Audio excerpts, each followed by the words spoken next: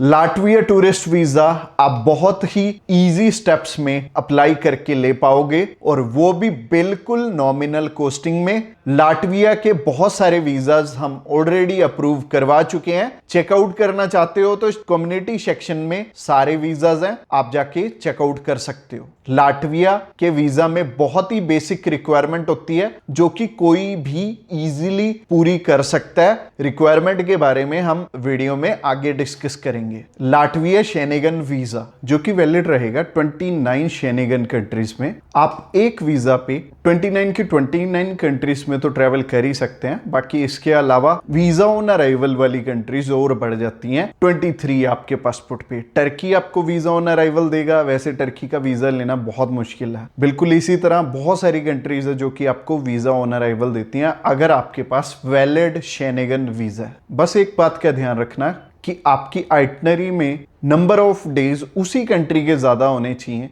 जिस कंट्री का वीजा आप अप्लाई कर रहे हो। अब बात करते हैं कुछ एक मिस्टेक्स की जो कि आपने अवॉइड करनी है। शेनेगन जितनी भी कंट्रीज है ना, मैक्सिमम कंट्रीज में confirm hotel booking, confirm air ticket की जरूरत नहीं होती। वीजा आना होगा तो डायरेक्टली आपका होल्ड वाली एयर टिकट पे भी आ जाएगा। तो बहुत सारे लोग अपने पैसे बर्बाद कर देते हैं। अभी हमारे पास एक कपल आए थे, उन्होंने लगभग 2 से 3 लाख रुपए की टिकट उनकी वेस्ट ही चली गई। तो जब भी वीजा अप्लाई करना है हम होल्ड वाली टिकट पे भी कर सकते हैं इस वीजा को अप्लाई करने से पहले। पर मैं सलाह ये देता हूं कि ट्रैवल हिस्ट्री की कोई जरूरत नहीं है जब भी आपने शेनेगन वीजा अप्लाई करके लेना है। और इवन जितने भी आज तक के हमारे वीजाज लगे हैं वो बिना ट्रैवल हिस्ट्री के ही लगे हैं। अगेन वो ही बात है कि शेनेगन 29 कंट्रीज हैं, कोई ना कोई कंट्री ना एक टाइम पे वीजा दे रही होती है। तो बेटर है जिस कंट्री से रिजल्ट अच्छे निकल रहे हैं उसी कंट्री का अप्लाई करके हम वीजा ले लें, रादर देन कि हम 2-3 कंट्रीज में घूमने पे 1-2 लाख रुपए वेस्ट करें, उसके बाद वीजा अप्लाई करें। और सही ढंग से अगर मान लो हम रिक्वायरमेंट ही नहीं अपनी देख रहे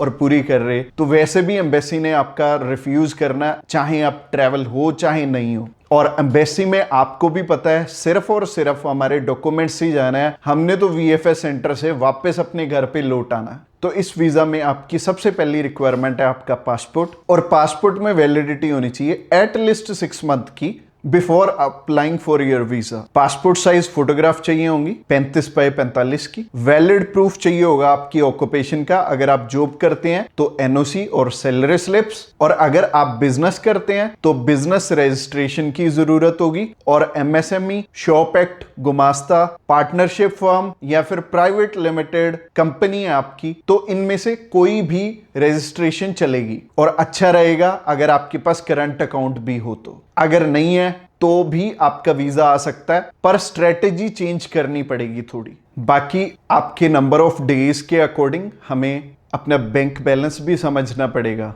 कि अगर मान लो आप ट्रैवल कर रहे हो 5 से 7 दिन के लिए तो 3 से 3.5 लाख रुपए आपके लिए सफिशिएंट रहेंगे। पर आपने अगर 1 या 2 महीने के लिए जाना है तो आपको 6 से 7 लाख रुपए, 8 लाख रुपए चाहिए होंगे। और अगर आप सिंगल एप्लीकेंट हो तभी इतना बैंक बैलेंस चाहिए। अगर आप अपनी फैमिली के साथ ट्रैवल कर रहे हो तो आपको कम से कम 8 से 10 लाख रुपए दिखाने पड़ेंगे जब भी आपने ट्रैवल करना। इसके अलावा आईटीआर्स की भी रिक्वायरमेंट होगी इस वीजा में। बाकी अगर आप मैरिड हो तो मैरिज सर्टिफिकेट लगेगा, और अगर आपके बच्चे भी हैं तो बच्चों का बर्थ सर्टिफिकेट भी साथ में अटैच करना होगा। और बैंक बैलेंस, ऑक्यूपेशन प्रूफ, आईटीआर्स, यही आपके मेजर डॉक्यूमेंट्स हैं और जिनके बेसिस पे एम्बेसी आपको जज करती है कि आपको वीजा देना चाहिए या नहीं देना चाहिए। और अगर ये 3 डॉक्यूमेंट्स आपस में अलाइन है तो अच्छा रहेगा, और अगर ये तीनों डॉक्यूमेंट्स आपस में अलाइंड नहीं है तो आपको गाइडेंस ले लेनी चाहिए। और हम रेडी हैं आपकी हेल्प करने के लिए।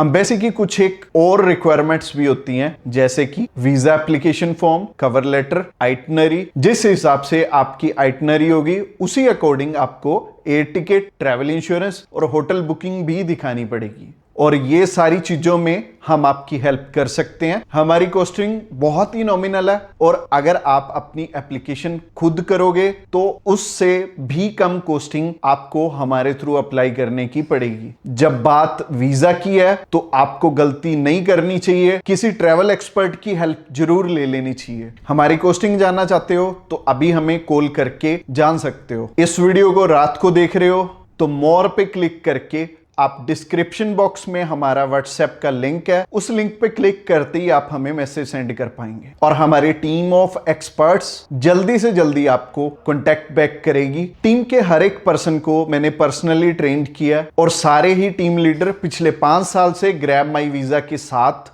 हजारों ही लोगों की हेल्प कर चुके हैं और सक्सेसफुली बहुत सारे वीजाज इनकी गाइडेंस के थ्रू लोगों ने लिए हैं। और ये छोटी सी वीडियो में मैं सारे प्रोफेशन कवर नहीं कर पाऊंगा।